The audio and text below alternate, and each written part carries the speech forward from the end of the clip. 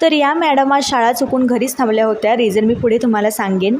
तर सकाळी नाश्ता वगैरे काहीच बनवला नव्हता. बाहेरून समोसे आणले होते, तेच खातोय आम्ही. आणि पसारा तुम्ही आजूबाजूला बघू शकता. तर हो, हा या घरातील शेवटचा व्लॉग आहे आणि आम्ही हे घर सोडतोय. आणि या घरामधला सगळ्यात फेवरेट माझी जागा म्हणाल तर माझं किचन, जे थोडंफार मी सजवलं होतं आणि माझे मोस्ट ऑफ दी व्हिडिओ होते ते किचनमधलेच होते. तुम्ही ब्लॉग्स माझे पाहिले असेलच.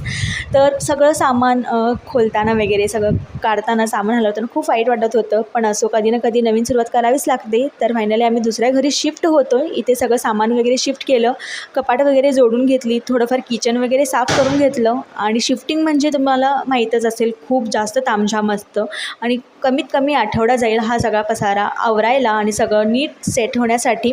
तर मी तुम्हाला व्लॉग शेअर करत राहीनच. आणि क्लायमेट म्हणाल तर इतका पाऊस पडतो आहे, खूप छान असं वातावरण झालं होतं. तुमच्याकडे देखील पाऊस पडतो आहे का? मला कमेंटमध्ये नक्की सांगा.